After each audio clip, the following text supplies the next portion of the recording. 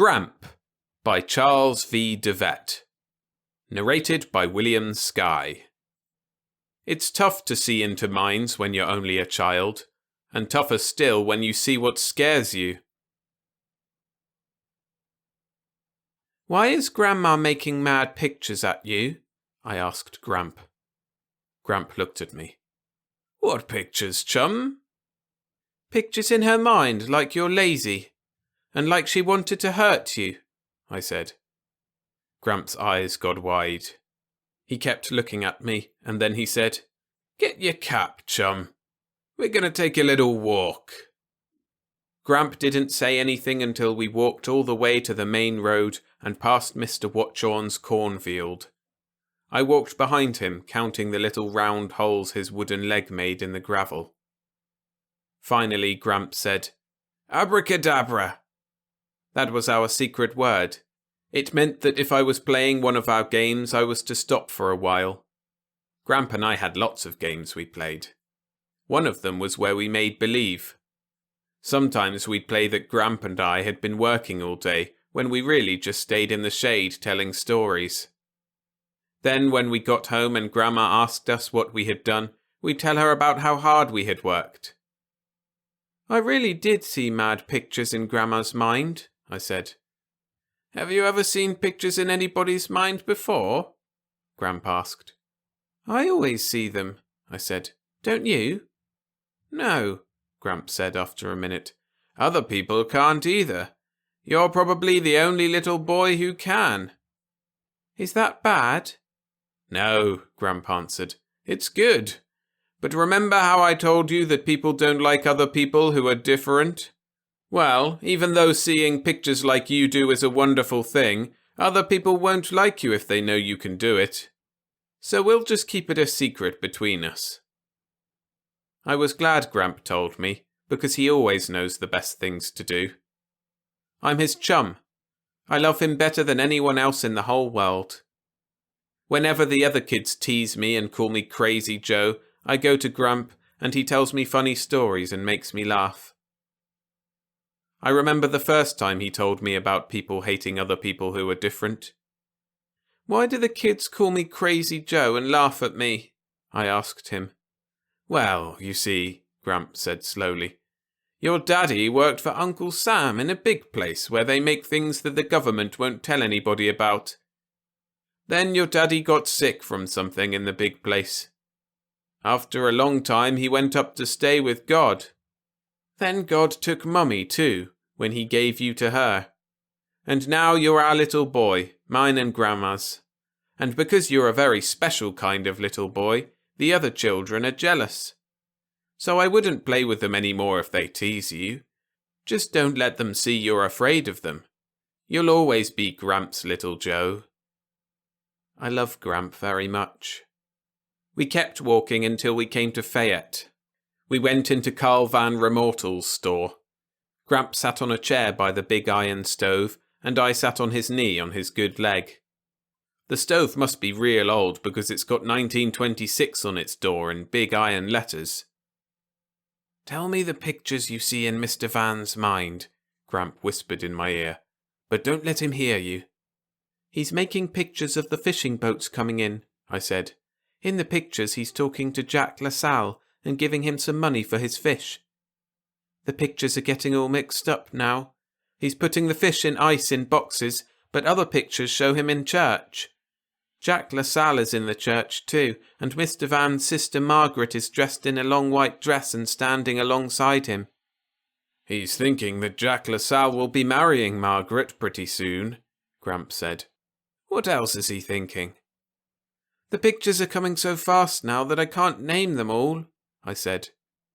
Mr. Lawrence St. Oars came into the store, and Gramp told me to read what he was thinking. I looked inside his head. "He's making pictures of himself driving a car, and buying bread and bacon, and piling hay on his farm, and—" I said, but then I had to stop. "All the pictures come so fast that I can't read them," I told Gramp.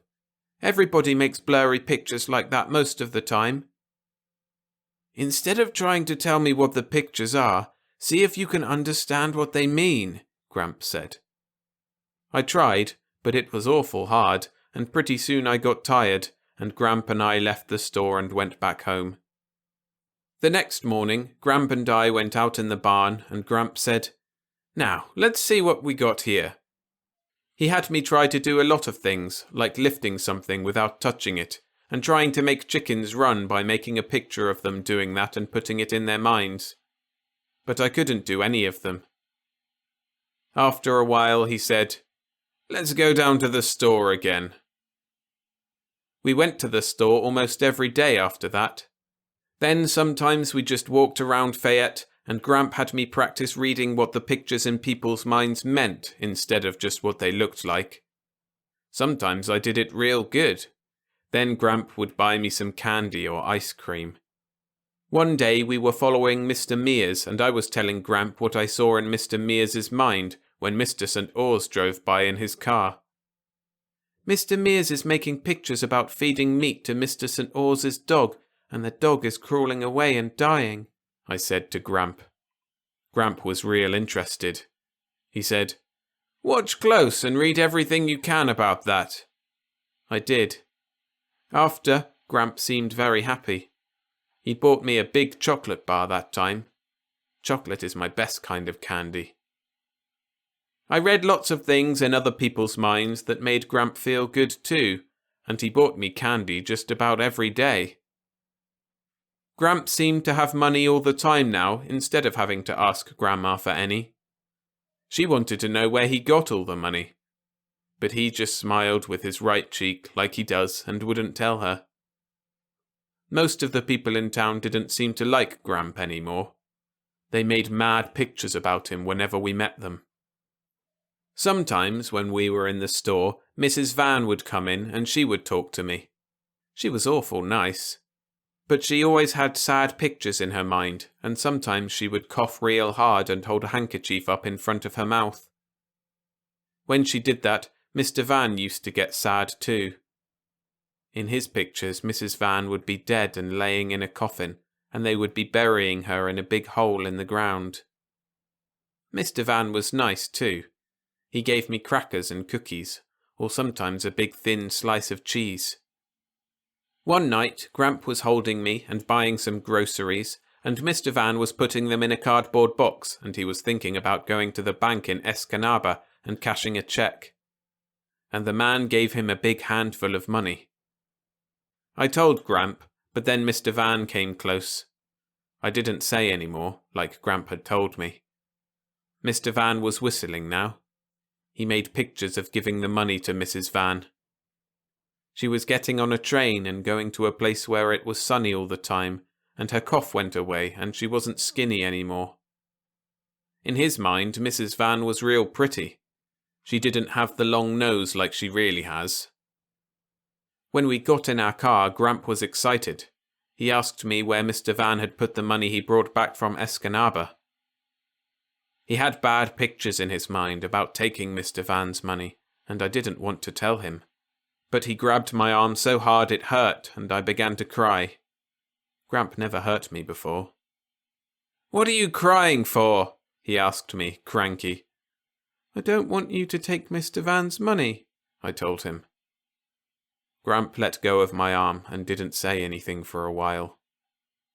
"Sometimes the pictures you see aren't true," he said. "You know that."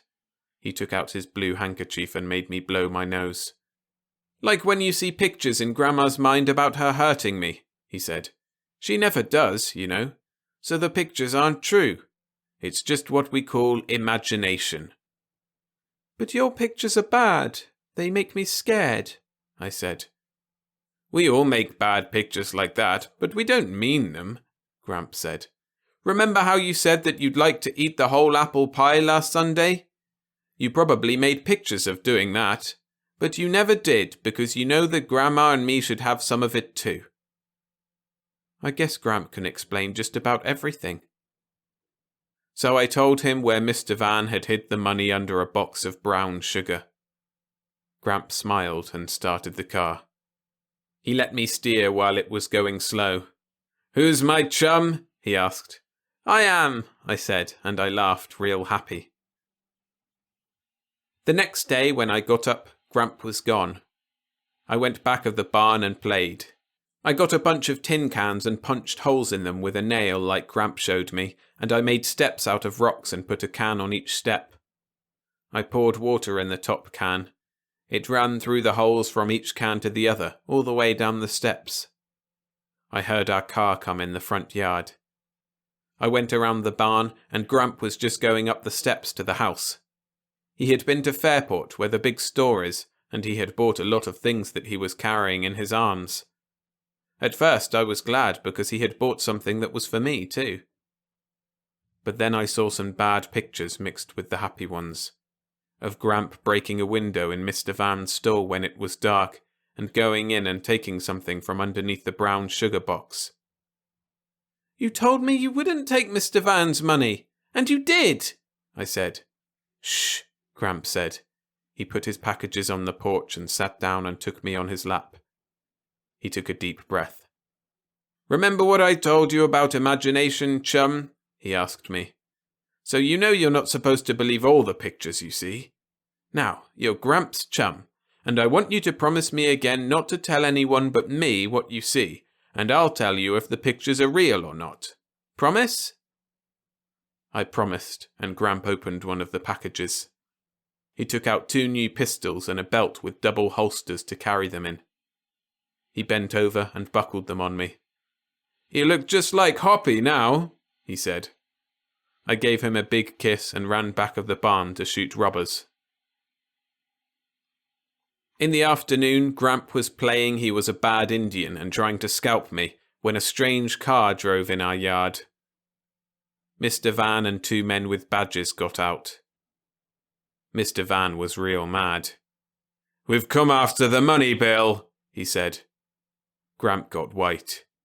He was scared, but he said, loud, "What the hell are you talking about?"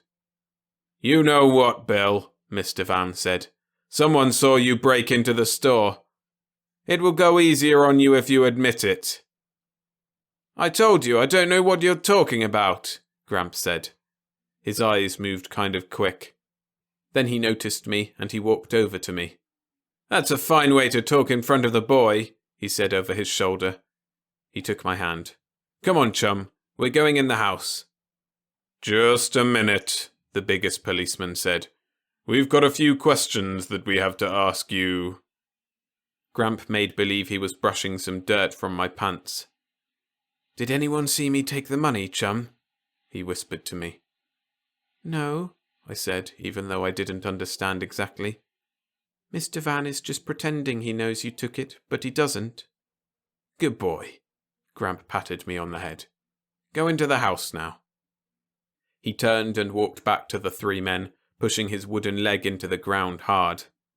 I didn't go in the house, though. "Now I've had just about enough of this," Gramp said with a big frown on his face. "You can't bluff me, Van. Say what you got to say and get off my property." Mr. Van's shoulders seemed to sag and he got sad.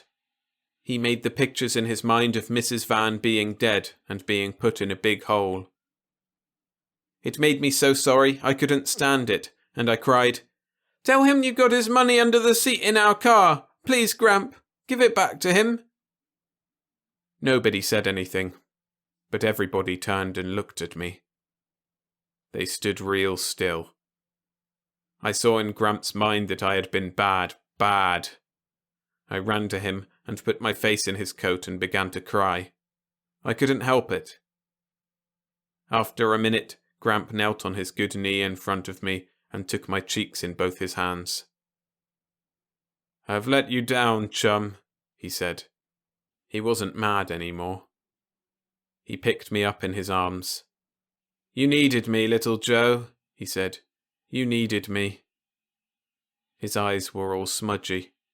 He squeezed me so hard I couldn't breathe, almost. Then he put me down and said, "Come on," to the 2 policemen. He walked away between them.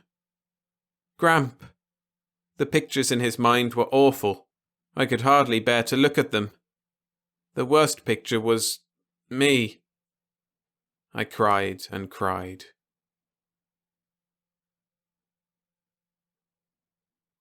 Thanks for listening. If you enjoyed this story, hit the like button and subscribe for more read-alongs every Monday and Friday. For more Charles V. de Vet, why not check out one of his more light-hearted stories, Big Stoop. A link to that video is on screen now.